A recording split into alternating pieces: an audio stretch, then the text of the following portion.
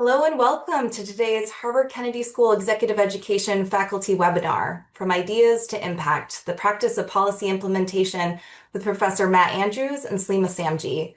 I'm Jessie Delano, Program Director at HKS Executive Education, and it's wonderful to have so many of you joining us from all around the world.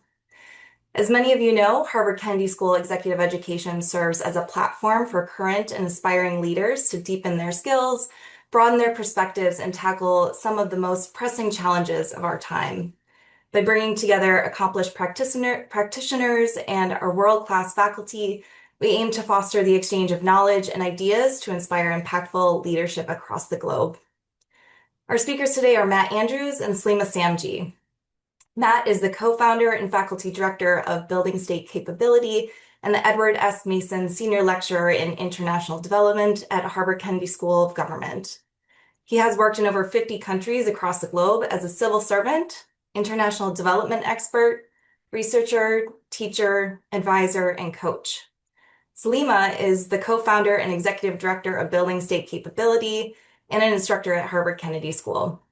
She has more than 20 years of experience working in international development, on the delivery of public services, implementation, transparency and accountability, strategic planning, monitoring, evaluation, and learning. Together, they lead the HKS Executive Education Program, implementing public policy as a blended on-campus and online program that spans this coming May through September. Before we begin, I want to remind everyone that the session is being recorded and will be sent out in our follow-up email to all of you.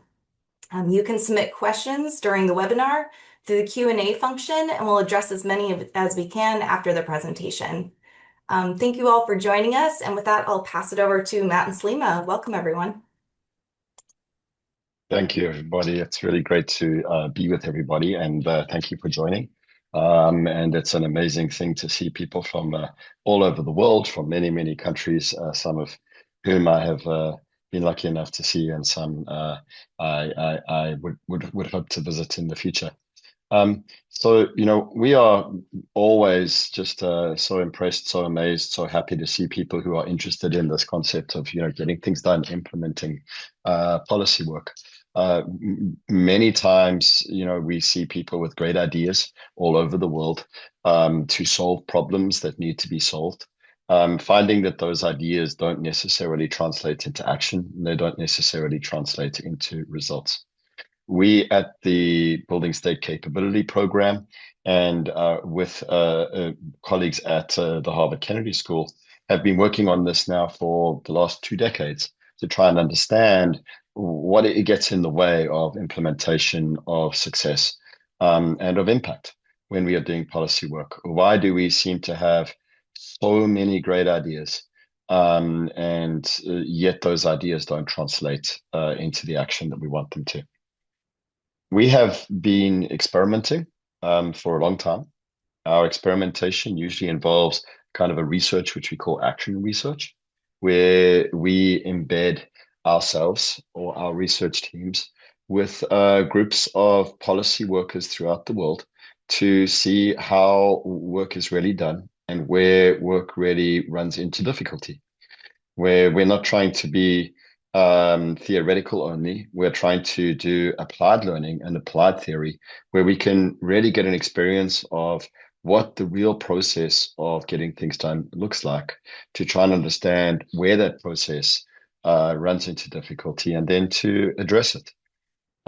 It's been really interesting to be in this journey. And as Jessie said, I personally have worked in over 50 countries, and most of that work has been embedded in teams trying to do things. And we've learned an incredible amount about what it takes to go from ideas to activity and to impact. And I'm going to tell a few stories about this today to offer a simple message about how we understand the challenge of implementation and the challenge of doing policy work. We understand this as a very simple model that we can take all across the world in all sorts of sectors We work in the US, we work in Latin America, we work in the Pacific, we work in Africa a lot, we work in Europe, we work in rich countries, we work in not so rich countries, we work in small places and big places. And we found that our understanding has developed into a kind of a stable equilibrium as to how things work.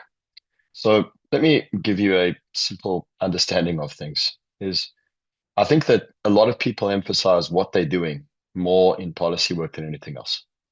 And the time that we spend doing policy work and trying to solve problems is often focused very much on identifying that what, identifying the idea, identifying the thing that we think will change the world, the thing that we think is going to be the response.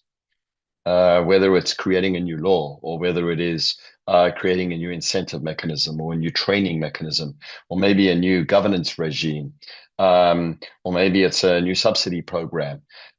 We spend a lot of time hiring firms, consultants, talking in conferences to identify what we want to do, what we think needs to be done.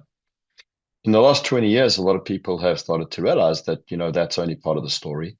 And we need to also be answering the question, how are we going to do it? So part of this challenge is how do you move from the what to the how? And when you get to the how, you say, well, what are the processes that we put in place? What are the mechanisms? What are the tools? What are the strategies? What are the tactics? And those are really important questions about how that I would say we found people spend a lot less attention on. Now, it's really important because when you're trying to implement the what you're going to find is that there's a lot of challenges, there's a lot of difficulties. And the how that you choose to walk through is going to be very important to determine whether you can actually address those challenges as you move along. What we find is in many places, the how that is put in place is fairly rigid. We often call it the plan and control mechanism. And it's like, writes a very long proposal that gets into your budget or that gets approved as a project, and that looks very smart, that is very detailed, that has a very detailed theory of change with a lot of assumptions. Then you lock that in through your budget, and it's fairly rigid, fairly difficult to change. And then 10 days in, 11 days in, the political support you thought that you had evaporates. Maybe the money that you thought that you had turns out it's going to take 3 months to get to you rather than 3 weeks. Maybe you find that the procurement process that you thought that was going to work in 2 or 3 weeks works in 6 or 7 months. Maybe you find that the community members who had said, gee, we really want that, now say, hey, but we didn't want that, we want something else. And you run into all of these difficulties, but you're too rigid and your plan is too hard to change. And so you actually can't adjust and you can't adapt. And so what we find is that one of the challenges is when we get so tight on the what and we have a how that doesn't let us move enough, we find that we actually end up producing things and doing things that can't actually deliver, even on the ideas that we had. And this is one of the major observations that we have across the world, is that many of the ideas we have don't get there because the process doesn't allow us to deal with the challenges that we run into along the way. It's really interesting because oftentimes when people are doing the plans, they're trying to, in the plans, deal with the risk of any of these challenges. And they say, well, what we're going to do is we're going to make sure that none of that stuff happens to us. Well, here's the tough thing, is that when we look at policy work across the world, whether it's done through a project in a developing country or whether it's done through a budget or however it's done, we find that the one thing that is true is that you will run into difficulties. You will run into challenges. And so you need a how, you need a process that lets you work through that. Now, over the years at the Kennedy School and at Building State Capability, we've developed a mechanism called problem-driven iterative adaptation, PDIA for short. And all this is a process that allows you more leeway to learn and to adapt as you move through the policy work, adapt on the idea that you have, adapt on the process that you put in place, so that you are going to be more able to respond to the challenges that you face. We find it's a very, very flexible model. It's a model that works across the world. And one of the things that you're going to learn in RPP is how to work in this model, how to work in this process. It is an answer to the question of how do I do this that we think travels well across the world, that gives people the flexibility as well as the focus to get things done. So one of the challenges is how do we think beyond what am I doing to how am I doing it? That isn't quite enough. And one of the lessons we learned with PDIA was taking a new process to a place is only half of the battle because the process has to be inhabited by people. And actually, implementation is all about people. Delivery is all about people. Ideation, coming up with the what, coming up with what we want to do, that's really about ideas. And that sometimes can be about data and can sometimes be about analysis. And yes, there are people involved, but usually it's kind of small numbers of people. When you get to implementation, you're talking about lots of people. And you're talking about people working together, sometimes in a coordinated way, sometimes in an even thicker collaborative way, where coordination is usually we know what we're doing and we're just making sure everyone does their job. Collaboration means we're learning as we go, and we need to be able to move and adapt, and we need able to engage with each other in a much more fluid way. So we've actually found, even in the PDA process, which is very much designed to be flexible, we found that if you don't pay attention to who you're working with, you get lost. So it's not just about what, not just about how, it's very much about who. And we speak about the who in many ways. We say that when we work with folks, the first who we work with is whoever comes to our courses. Wherever you are sitting in your system, and some people are sitting at the top of the system and they're the minister, some people in the middle of the system and they're mid to senior bureaucrats, and some people are new in the system. And, we have people come and they're teachers, they're frontline service providers, or a few years ago, we had somebody who was a fire chief in a local fire department out in the west coast of the US. We have people who are working at the grassroots and who are engaged in NGOs or engaged even sometimes in private organizations and trying to do public policy work with people on the ground. Whoever you are, first thing we work with is those folks, right? You bring yourself to your policy work, and we need to understand where you're sitting, what can you do, how do you authorize yourself, how do you strengthen yourself, how do you learn how to manage your time better, how do you learn how to manage yourself better, how do you learn how to manage your confidence better, how do you manage to balance the travails and the difficulties of work with your own personal health? And that's going to be something that we focus on a lot in the RPP because it's important and people don't focus on it enough. The second who is, well, who's your authorizer? Everybody's authorized by somebody, right? And what we want to do is we want to make sure that everyone understands who their authorizer is, what space that person provides for them to work, whether you are being authorized by a principal or by a teacher and your space is really small and it's just a classroom, and I'm going to tell a story about this in a second, or whether you are working at the top of government and you're authorized by the prime minister, and I'm going to tell another story about that. You need to understand what is my space for authorization. And then you need to learn how do I engage with my authorizers? And how do I engage with my authorizers in ways that build and grow that space for authorization? Because when you go from ideas, oftentimes the space you need to generate an idea is usually quite small. It's usually a technocratic space, probably tied a little bit to a high level political space. But then we take that into the real world and we say, okay, now we want that idea to grow. And now we start to say, hey, we need to get more people involved in implementing. And they're only going to implement that if they buy into the idea, if they think it's a good idea, if they think that they actually can pull it off. Now we have to start engaging with those folks, because one of the things that we learn is there's a lot of incentive mechanisms that don't necessarily run in the positive direction of change, for instance. So we need to be working with those and working out how do we grow that.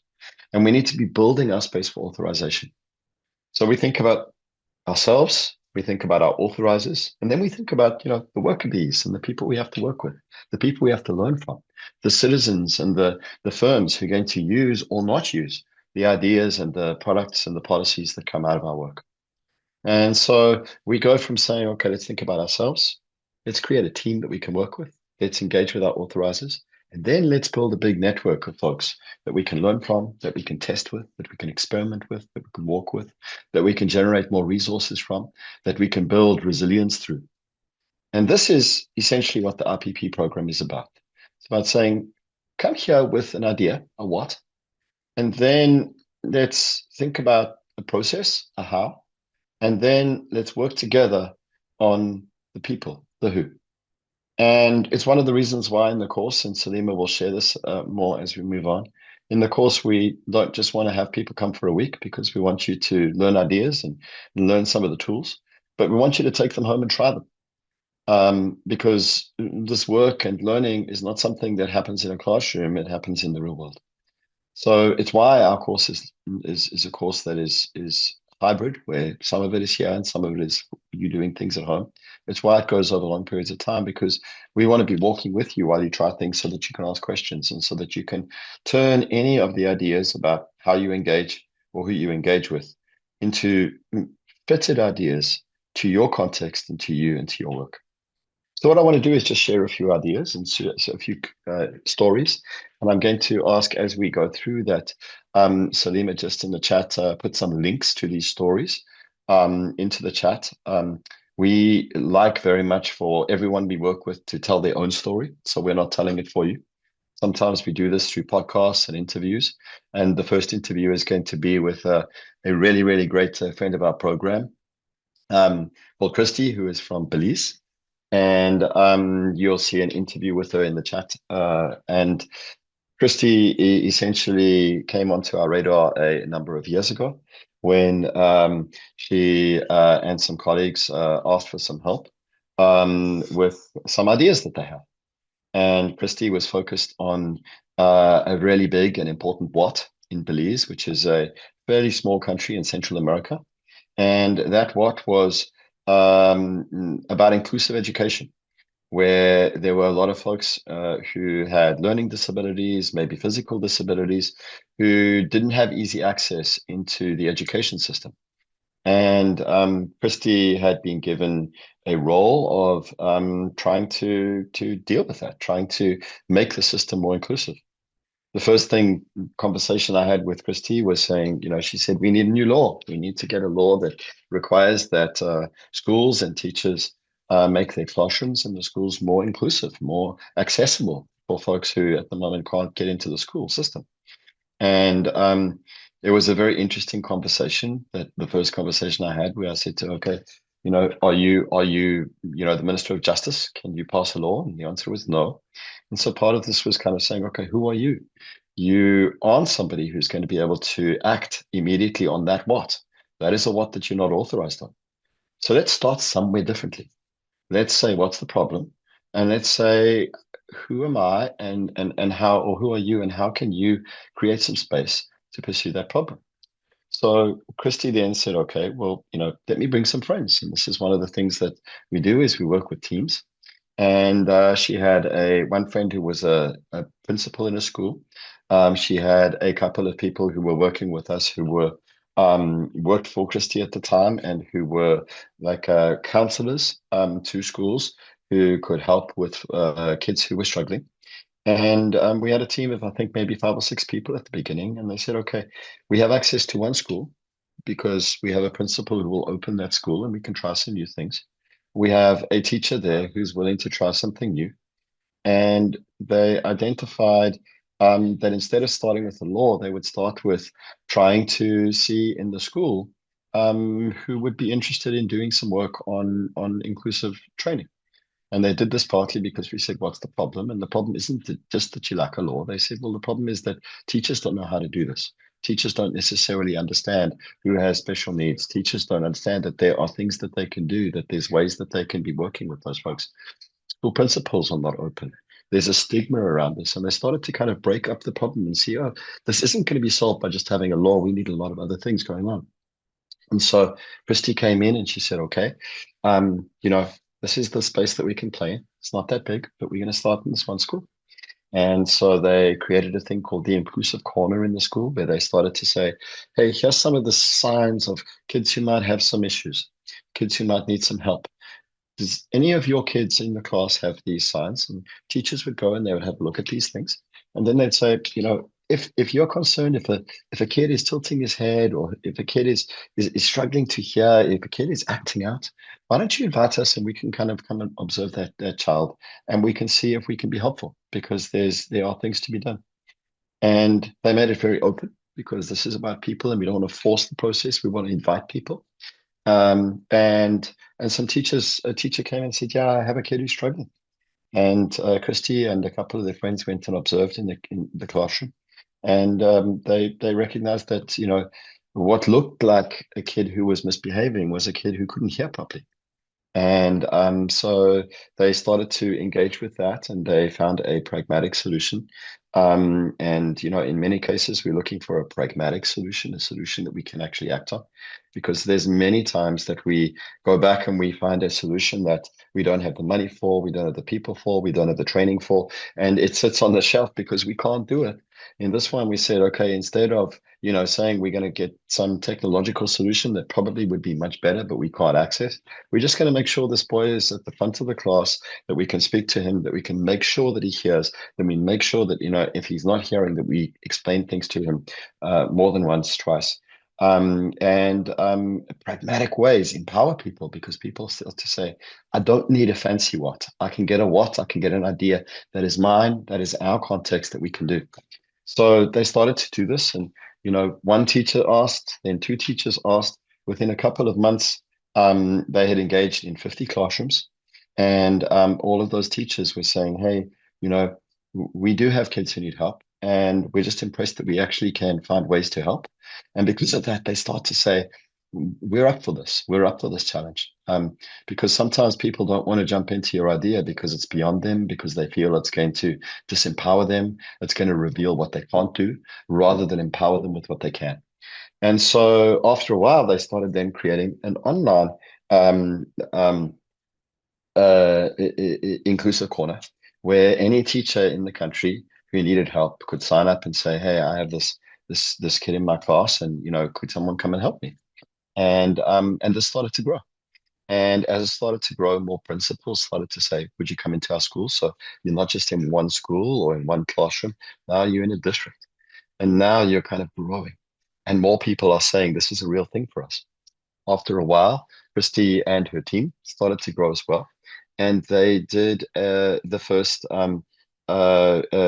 nationwide analysis of how many people in the country, how many children in the country seemed to be struggling. Now, this again is not, bringing a first world problem to this, solution to this. This is creating an idea that's local. They didn't have a way in which they could actually diagnose kids properly, because they didn't have enough psychologists for that work. What they could do, however, is they could go to teachers and say, tell us when you have concerns about this. And they managed to identify, we think we have this number of kids who might need this kind of help. And they didn't label kids, they just said, we need this help. Now, what this allowed them to do is it allowed them to go to the Ministry of Finance and say, here's the amount of money we need, here's some help we need. And within 2 years, Christy and her team had developed a network of teachers, a network of principals, a financial allocation, and most importantly, they had a law that got passed that said schools need to be more inclusive. So this is a way in which you say, hey, you can start with an idea, but what we need to do is we need to find a way in which we can start bringing that idea into the world. And sometimes we make it smaller, we make it more practical. And then we need to mobilize the who. We need to build our authorizing environment. We need to build our own confidence. We need to build our network of folks.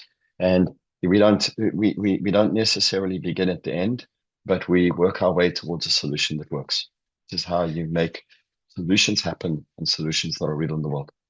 So the second example is going to be from Papua New Guinea. And I'm not going to go into a lot of detail with it, but I think Salimah will put a link to some of the work that we've done there. And I just want to raise the example because we've been working for a number of years with an NGO that is working on specifically youth-related issues. It's called The Voice Inc. And I use the example because we don't only work with governments, we don't only work with teachers, we work with people in the private sector, we work with people who are in the nonprofit sector as well. And in this case, we had some folks who engaged with us from 2016 and some of the work that we were doing and said, hey, can you help us to build connections into our system so that we can help to generate ideas that are useful in governments, in communities, that people actually don't just talk about, that people act on and people use. And one of the things that has been wonderful working with the folks in PNG is that this NGO started to invite people from the government, invite people from civil society, and invite people just from communities to be part of teams to address problems that they had. So instead of being an NGO that was writing papers on what the country should do and what the government should do to solve problems, they said, let us be the ones who create a process and who invite people into the process so that we can build relationships and we can help people develop trust and we can help people together get the right answers to the problems that they have. And again, this process is involved sometimes in becoming smaller in terms of looking at the problems and growing together. And they've done this in incredible ways in areas related to youth policy, in areas related to violence against women.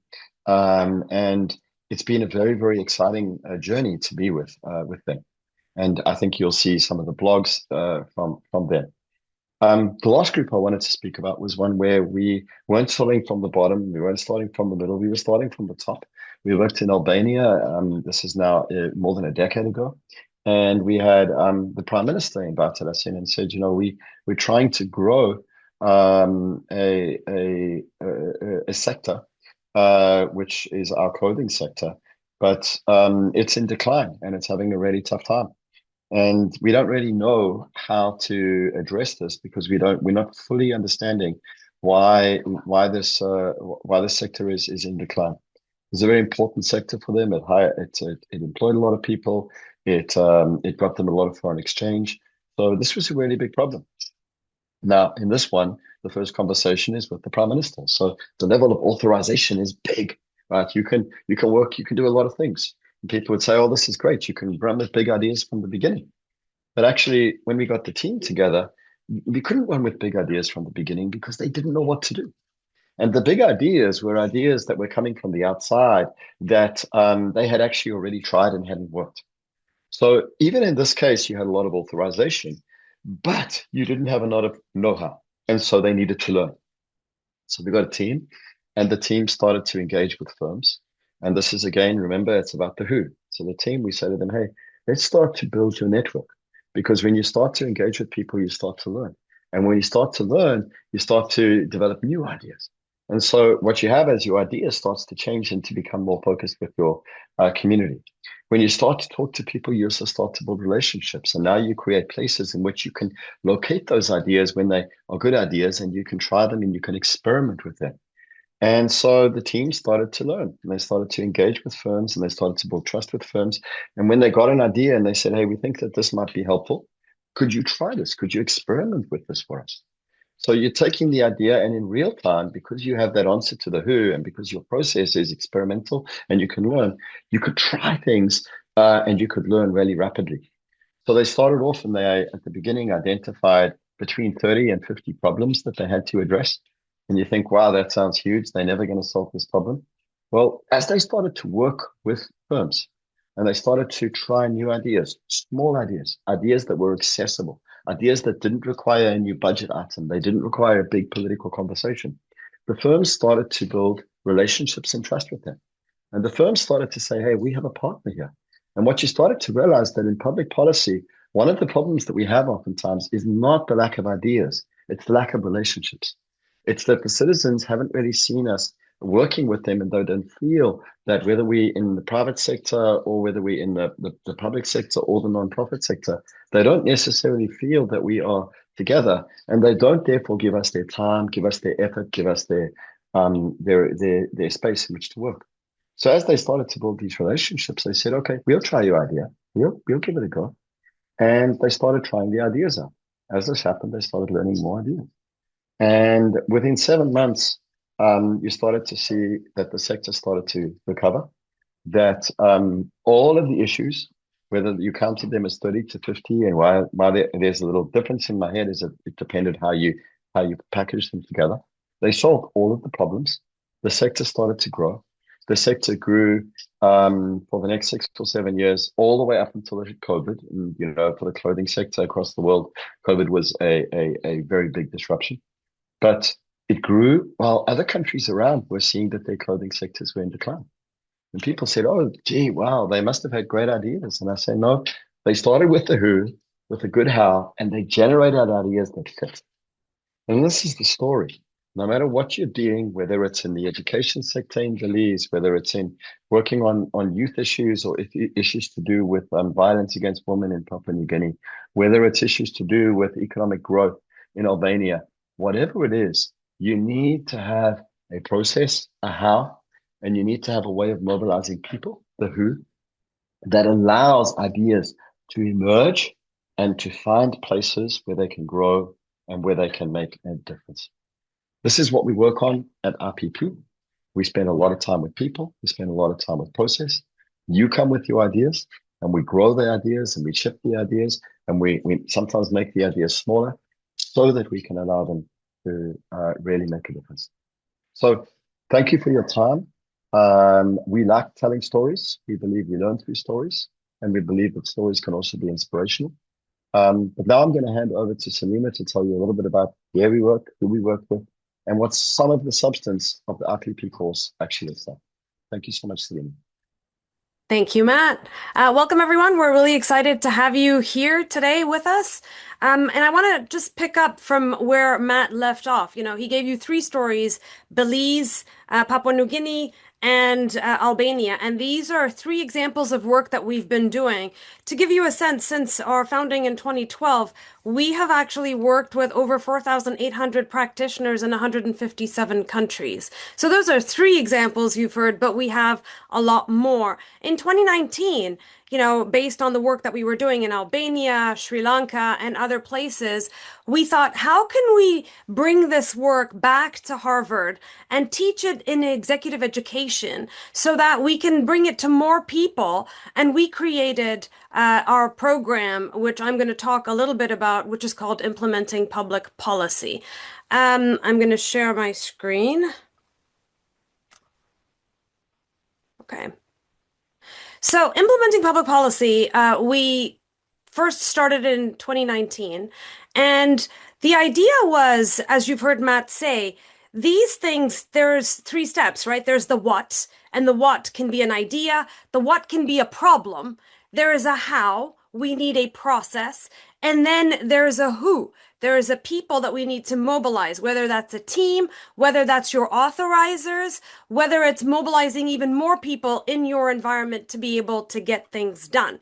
And so the reason of trying to link all of these things together, we thought it can't be a 1 week program. Come to Harvard for 1 week, and then all of a sudden you will be able to do these things. In our own experience, we saw that that is not how it happens. You need to be able to work on this in real time, in your context, so that you run into these challenges and we can work through them together. So in IPP, there's 4 phases, and I'm going to walk you through each of the phases and explain to you what we do in this program. But before that, when you apply, you need a problem, because there needs to be a what. So everyone who applies to the program brings their own challenge. And as Matt had already said, there is a variety of problems that we have worked on. We like to say that we're problem agnostic. PDIA, we've used PDIA on all sorts of problems, and people have used it in their churches, in their marriages. If there's a problem, then there is an opportunity to use it. So we are problem agnostic, and I just wanted to share with you some examples, and these are real problems that participants in our program have actually worked on. And you can see there are countries, there are cities. We've got Rhode Island in the US. They're across, and I'll show you a map at the end to kind of show you where our alums are. But this is just to show you the types of problems people bring in, whether it's mental health in Kenya, or it's low student participation in STEM careers in the Dominican Republic, urban innovation in Amsterdam, whether it's EU, the separation that people make often of developed to developing is something we don't find in our work. All governments have problems, whether it's the US, whether it's the EU, whether it's Papua New Guinea. The nature might be different, but everyone has these challenges. And so we have people from all over the world who come to our program. Okay, so the program starts with 3 weeks online. So you start with a problem that you're going to work on in this 5-month period. And in those 3 weeks, what we do is we first start to dissect what is the problem, right? What is the nature of the problem? Is it a simple problem? Is it a complicated problem? Or is it a complex problem? Because oftentimes what we end up doing is we use plan and control or a very rigid plan-based approach to a complex problem, which is a real mismatch of your management method with the problem that you have. So we spend the first 3 weeks identified how many unknowns do we have? What do we need to learn? What do we know? Mapping out our problem to be able to really determine, is it complicated? Is it complex? What management method are we currently using for this problem? And then the second phase, everyone comes on campus for 1 week. And in that, it's really a pressure cooker environment where there's not a lot of time. There's a lot of time for fun too, but there's a lot of work that happens in that 1 week on campus. And this is where we really go into the how. So it is full-on process, but it is, we generally tend to use a very experiential nature. You can also see you bring your problem and we will kind of show you the processes. So in that week, we allow you to try PDIA and we walk you through each of the steps. You share with your peers, you talk about it, and you kind of learn, how do I do a fishbone diagram? How do I use the AAA change space analysis? For those of you who know PDIA, you know what these terms mean. And in that 1 week, you learn all of the how skills. You also learn a lot about leadership. Leadership is extremely important. And while a lot of participants, regardless of where they are in their environment, they are leaders. And everyone is an agent in and of themselves, and sometimes they don't see themselves in that light. So we do a lot of work with them to see how there is this thing called multi-agent leadership, and there are leaders across the spectrum. It's not just a director or a president or a prime minister that's a leader. There's multiple leaders across the board, and you are one too. So those are the kinds of work that we do. But we also know that in the world of complex problem solving, you can't solve the problem alone. So while we might train these individuals in the classroom, the key thing when they go back home, you see there's 14 weeks of action learning once they leave campus.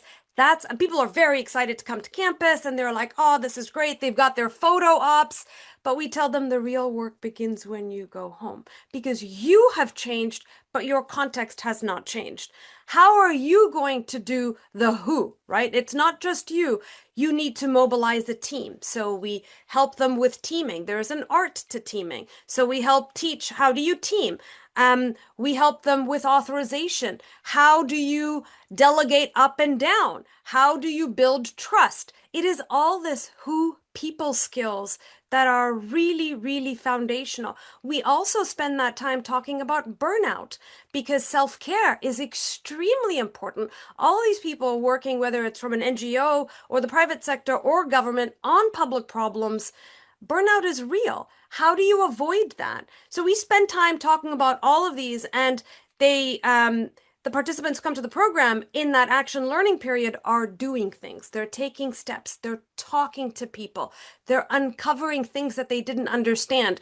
Picking up on the Papua New Guinea example that Matt started with, one of the teams that found out that actually they were working on gender-based violence. They found out that there's a lot of NGOs doing that. Yeah, but they're not talking to each other. So by talking to others, engaging with others, you start to understand the lay of the land and ideas of what you can do.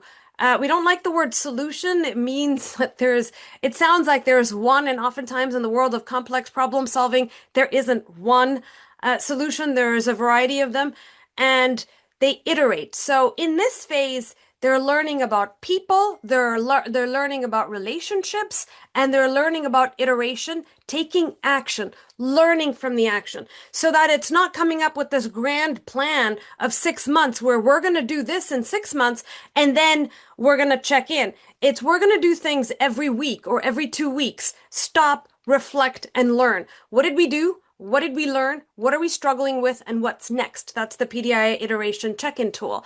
And that allows this continuous level of learning. So you move from this idea of you say something you're going to do in 6 months, it doesn't happen. That looks a lot like failure. To we're taking these shorter sprints of 1 week, 2 weeks. We find out we didn't have the data. We find out this doesn't exist. So what are you going to do about it? Okay, we'll collect the data. We'll go find it. We'll do something. And you are constantly taking action and making progress. So in 6 months, you might actually achieve what it is that you wanted to do, but you didn't know at the beginning of the process how this works. That's the third phase of the program. And then upon the end of the program, when everyone gets their certificates, everyone joins our community of practice. Now, this is something that is extremely special for us because the people who come to this program really care about public problems. And our idea about creating a community of practice is and we now have it for not just IPP. We have a community of practice of everybody that we have trained in any of our PDIA programs, and we have several of those programs over the years that we have run. But this is a space where we hope that people can meet each other. We have a lot of alumni across several programs in Nigeria, for example. Can they all meet together? Can we do, and we do monthly sessions. So it's a space that we're really hoping to activate. We just created a new platform last year and we've added members. And this year we're really focused on engagement. We have community moderators, and that's another really special element of the IPP program. I want to show you how many alumni we have from around to give you a sense of how many people have taken IPP since 2019. So we've been running it for 7 years. What we started last year was allowing teams to join, and Jesse can share more about that, how that works. But as you can see, 84 countries, and we have 418 alumni who've taken the IPP program. So I just want to go back to if we're talking about from ideas to action, which was the title of our session, it's not just the what. You can't get the idea and say, yay, it's going to happen. No, it is also the how, but it's not just that. It is 100% about the who. In our experience, we see over and over and over again people and their programs die on authorization. That is the people part. The politics part is something that you have to actively engage with to be able to make progress. So I will stop there. And Jesse, maybe we can take questions. Right? Yeah. Well, thank you so much, Matt and Salimah. Matt, I'll invite you to bring your camera back on as well. So we're going to move on to the question and answer portion of this webinar. So thanks to everyone who has submitted their questions. We'll answer as many as possible. And if you haven't yet, please use the question and answer function to submit your questions. Okay, so the first question we have is, people is important in PDIA. How do you identify all relevant stakeholders to a problem? If it's iterative, what's the initial approach? Great question. So, in practice, you do this in different ways in different places because you're starting in different places. I think what I would say is the first thing for us is, we engage with the person who comes and says, I have a problem. And we say, let's talk about who you are and how you fit into the system. And what you can see and who you can engage with and what your reality is and how you understand this and what are you willing to do to solve this, right? So we start there. We start at that place. I think a lot of other people start somewhere else and they say, let's do an analysis of all the people in the system. And we say, look, if we can just work with this folk and this person can mobilize themselves And then iteratively, they can grow their community. That's how we're going to solve things. Sometimes I think we start off and we say, create a picture, tell me who has influence, tell me who has impact, tell me who has this and that. And it's really a lot of guessing. It's a lot of guesswork. And but then we get this kind of analysis of stakeholders in this map, and we think, well, this is really meaningful, and it's a lot less meaningful than we think sometimes. So we want to start off and say, who are you? And then we say, okay, who's your authorizer? And tell me what that person can authorize. Do you have two authorizers? How do we think about that? And then we start to say, who could be you work with, who could be in your team? And we're trying to create that kind of that human mechanism that is going to move things along. And then we iterate by constantly coming back and saying, okay, is your authorization space growing? Are you bringing more people into this? Every week we have you, or every 2 weeks we'll have you communicate with someone new and say, who don't you know, and do you need to get hold of, and what do you need to learn from that person? So we're not against sitting and mapping out what you think your stakeholder space looks like. It's not a bad idea. But we also are very much for saying that we want a stakeholder space that you are engaged with, not that you are observing from a distance. And so the iteration is useful to say, let's start from you and maybe 2 or 3 people around you and your authorizer, and then let's grow that. When you come to the Kennedy School, we'll speak about you and your authorizer, you, your authorizer and your team, you, your authorizer and your team, and your network. And this is how we grow things through the process. So it's not just about looking and saying, who do we think are the people in our system? It's like, let's engage with people and let's build a system where people are really, really working. They're really connected to each other. I would just add, start with what you have and take small steps. It's you don't go straight with a contentious boss or whatever. That's just not going to work for you. You're going to work with who you have and what you have, and keep in mind where you want to go. Small steps. That's really key. Right, great. Thank you so much. Another question we received. What tool do you recommend for us to identify the problem? That's the most challenging part for a lot of folks. So we have a toolkit that I will put a link in the chat where you can kind of see how PDIA unfolds and the tools that we like to use. But we particularly have two in the problems. And I think it's problem construction, those of you who know PDIA, and problem deconstruction. The construction part, people think it's like, why, it's a waste of time. Why are you asking me what the problem is? Of course, we all know what the problem is. And the reality is actually, no, that's not true. Because people think about the problem in different ways. You think that it's unanimous and you all agree, but the reality that in our experience of over a decade is that's not true. And so what is the problem? Why does it matter? To whom does it matter?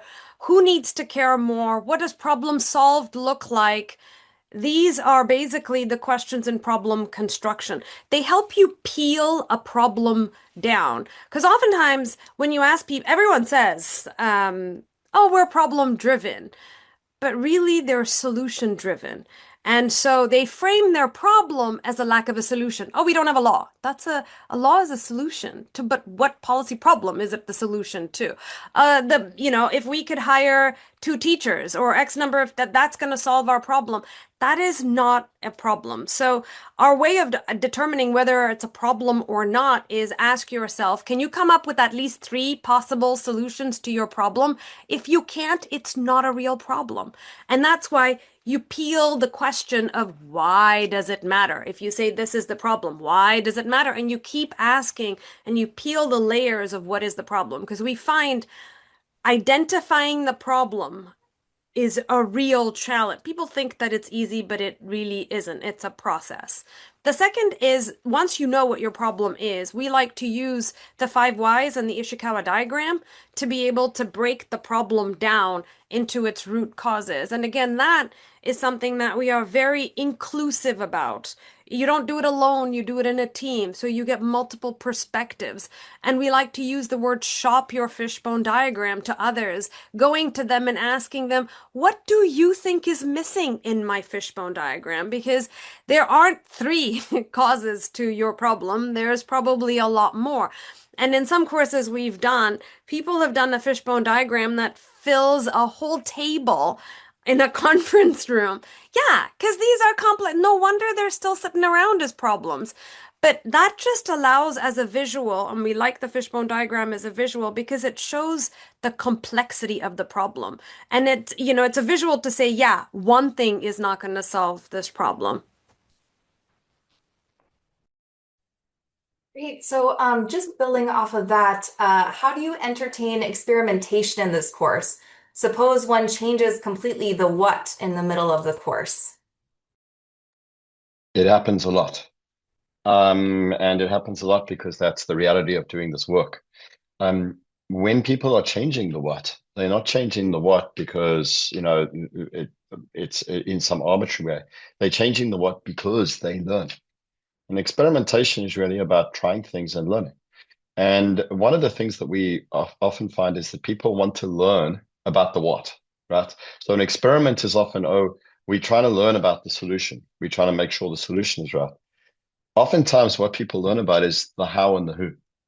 And very, very commonly, the key learnings are about the people in your system. How much political support do I really have? What are citizens or firms or teachers, what are they actually able to do in their classrooms? And oftentimes when we start with a solution, and then we kind of say, okay, let's step back from the solution and identify a problem, and then we're going to start to experiment. We start to learn that people see the problem differently, that people have different appetites for the solution than we thought about, that people have different capabilities than we thought about. And that halfway through the process, because of that learning, because we're experimenting, and experimenting is not necessarily in a scientific way, creating an experiment with a solution and seeing how it works. It's more trying things and seeing how the world responds and what the world tells you about itself. We often find people coming back and saying, hey, we got the problem wrong. Hey, we care about the problem in that way, but we found out that actually people have a different way of thinking about it. Oh, people are not capable of doing that. Sometimes they come back and they say, we can do much more. We found that our system is capable of doing more. So the iteration here is we identify a place, an entry point in which we can start working. We identify an idea that we can start working on. And then we try that idea and we come back and we say, what did you do? What did you learn? What are you struggling with? And what's next? And that iterative process is designed to get us constantly learning about the who, the how, the what, the whole system. And so when people come back and if they say, well, we actually think that we've got the problem wrong, or our idea was completely wrong. It's not that it's a statement of despair. It's a statement of enlightenment. We've learned more. And because of what we learned more, we're doing a pivot to what is really going on or what we really think we can make some progress on.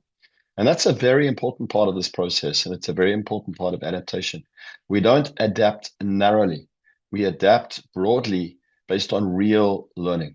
In the policy literature and also the learning literature, we talk about learning in multiple dimensions, not just learning based on, well, is my thing right or wrong? No, we want to learn about our system, and that's what happens. All right, so here is another question. In the case where a system is already operational within an existing framework, but further iteration is desired and resistance is encountered, how would you solve for that? That's a really broad question. So one of the things that we have participants come and they say, "Oh, we want to work on corruption." Okay, corruption means a lot of things to in a lot of places. So that's really when you want to narrow things down. A lot of these things work in context and particular local situations and environments. And so understanding that becomes really a key place to start. So when people say, and it's not that we say, oh no, we can't work on corruption. No, no, no. We say, yeah, yeah, yeah. Bring it on. Let's work on it. So while others say, oh, the project failed on politics, we're like, bring it on. Bring on the politics. We're going to deal with that. Because that's why you go back and do the 14 weeks of action learning. Hit against the wall, learn, because you have to figure it out. Who else is going to do that? Or are we just going to tolerate failure after failure after failure and blame it on politics? We kind of need to own up on that. So it's really about narrowing down what is the problem, and these tools help you with that. And as you break the problem down, you're sharing it with your authorizers. You are including them in the process of understanding the problem, not selling a solution. A lot of times we find solutions are the ones that are that want to be owned, right? Everybody wants to say it's my idea. Can I get like my name attached to that? And that's when you have a lot of problems. But problems, nobody wants to own them. Everyone's like, it's not my problem. You can deal with it. That's where we start. So it's on the problem that we create coalitions. We get people's feedback. What's the cause of this? How do you feel about what does the problem do for you? Because we have found in our experience, when you get people to work together and understand the problem and the complexity together, they will be ready to co-solve the problem with you. Even in our experience, people that the team that's working on talk to outside, they say, can you come back to me and keep this such a great conversation? I want to know what you're doing and what you're thinking. So you kind of build this snowflake of multiple teams that are working on this, and you grow the space to be able to do that. I think we like things to be granular and specific and not, I know development is full of these vague statements, but vague is not helpful. Specific is extremely helpful in being able to answer that. Matt, I want to know what you would say to that. I think dealing with resistance, dealing with opposition, dealing with complexity, dealing with all sorts of interests. A lot of people, they'll say to me, well, what happens if you have to deal with that? And I'm like, you always have to deal with that. Like that's my answer, is like that's why. That's why we don't just focus on what, and it's also why we don't just focus on how, we focus on who.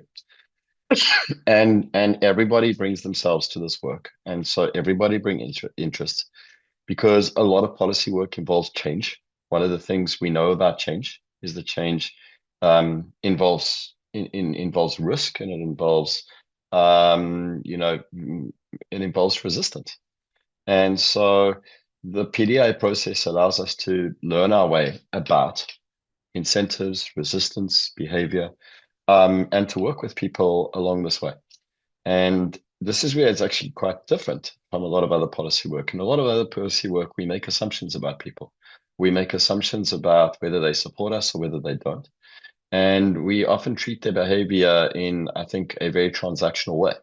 And so we create mechanisms in our policy work to try and give them the right incentives to work with us. But their behavior changes. I found in politics, for instance, a lot of people will say, well, this person supports us. And they do. And then in my experience, oftentimes the politician who supported us on day one didn't actually know what we were doing. And when we started to actually have some success and things started to look like it's really good, they said, oh, is that what you're doing? Well, I don't support that anymore. And so what we want to do is we want to constantly through our iteration, constantly be building relationships, constantly be listening, constantly be learning, constantly be finding out where's the resistance growing, where are we having some breakthroughs, who is surprisingly supportive of the work, who is not. And because we're iterating, we can constantly be stopping and starting. We speak about building our stairway to success.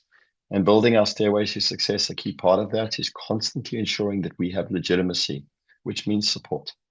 And we don't treat it as something that we have and then we don't have. We treat it as something that grows, it ebbs and it flows, and that we need to constantly be paying attention to it and working with it. And that's part of the PDA process. It's one of the reasons why you constantly are stopping, reflecting, because these things are part of the work.